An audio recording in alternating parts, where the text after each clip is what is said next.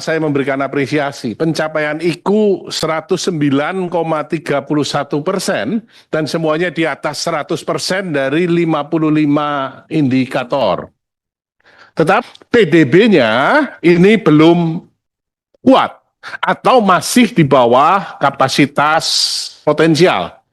Pertumbuhan kredit masih tertekan dan permintaan kredit masih pada target internal. Dan kinerjanya belum menggambarkan kondisi yang nyata. Kemungkinan targetnya terlalu rendah, indikatornya terlalu administratif, dan indikatornya tidak menghitung dampaknya yang ada di masyarakat. Maka ke depan mengusulkan bahwa harus ada KPI tentang pertumbuhan kredit sektor UKM, kredit produktif, penciptaan lapangan kerja, dan inklusi keuangan antar wilayah. Nah, dikatakan 2025 dan posisi sekarang 427,9 triliun. Apakah KLM ini efektif? Atau hanya muter di perbankan? Apakah kredit yang lahir di bawah benar-benar karena fasilitas KLM dari BI? Yang kedua yang saya soroti mengenai IKU adalah sampai saat ini belum ada IKU untuk masing-masing Dewan Gubernur. Jadi ini menjadi catatan untuk Pak Gubernur. Yang kedua tentang kurs, Pak. Kita tahu bahwa tadi teman-teman mengatakan kursnya sudah 17.600. Bahkan muncul ejekan kalau 17.845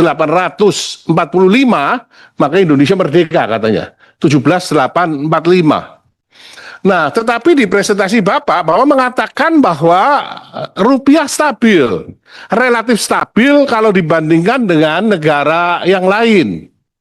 Nah, persoalannya yang dirasakan oleh masyarakat adalah harus juga meningkat dan persepsi ekonomi ini melemah. Padahal BI sudah banyak sekali melakukan langkah. Salah satunya adalah intervensi besar-besaran sehingga menurunkan cadangan devisa dari 156 menjadi 146 billion dollars.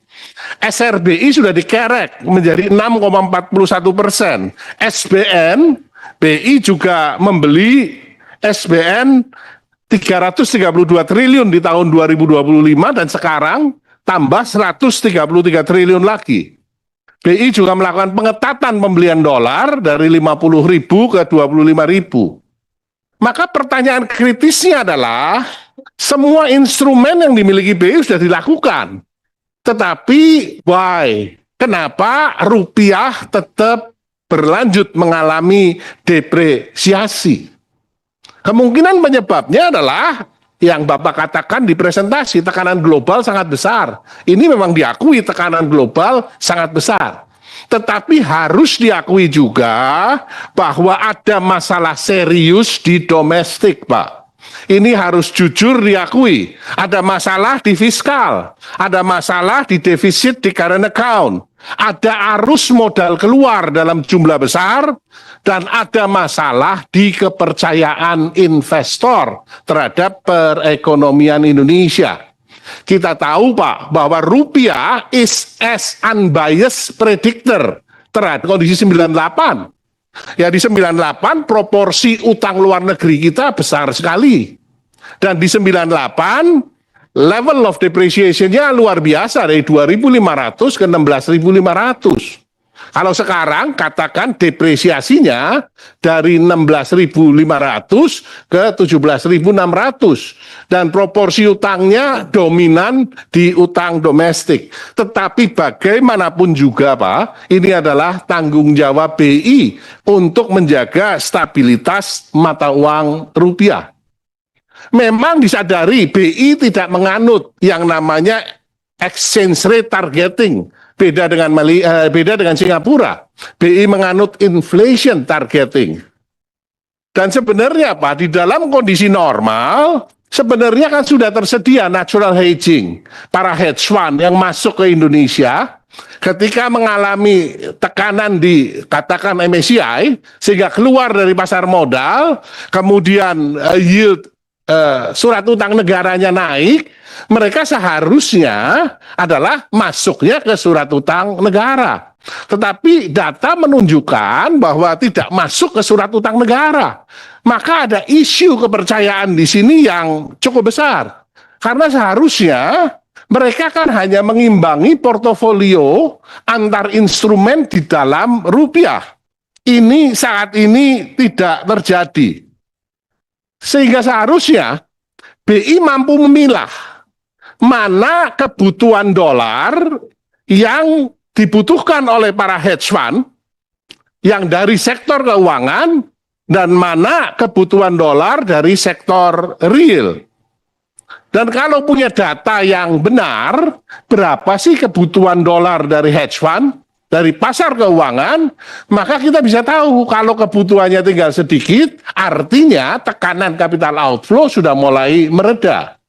Karena kebutuhan dolar ini tidak bisa diintervensi, baik itu di pasar spot, pasar NDF, maupun pasar di NDF.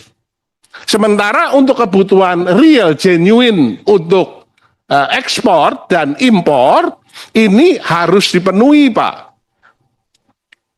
Misalkan BI membuka sehingga masa depan, nih, kan tidak adanya kepercayaan di masa depan, segera memburu dolar sahwa, rupiah undervalued.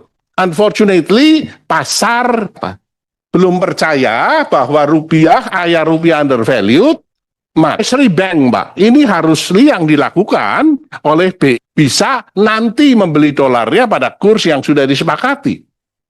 Ya, ini satu langkah strategi saat ini dipertahankan. Ya, ini kan BI rate, sehingga akan ada masalah di transmission di sini. Kelebihan di pasar, sehingga orang yang memang long dolar, dia memilih tetap memegangi dolarnya, ini sebenarnya memberikan persepsi yang positif kepada BI, bahwa BI independen, bahwa BI mampu menjaga kredibilitas rupiah. Ini sesuai dengan teori signaling.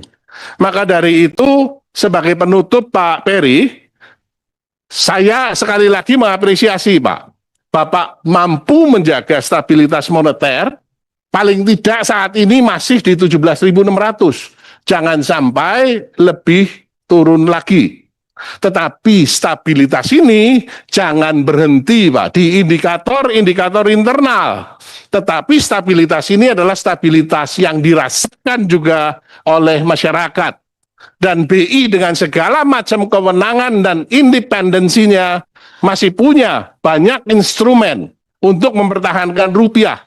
Tetapi tentu saja harus kerjasama dengan KSSK yang lain. Terima kasih. Assalamualaikum warahmatullahi wabarakatuh. Waalaikumsalam warahmatullahi wabarakatuh. Pak Amin, saya persilakan. Terima kasih Pak Ketua. Assalamualaikum warahmatullahi wabarakatuh. Pak Ketua, pimpinan, para anggota yang saya hormati, Pak Gubernur,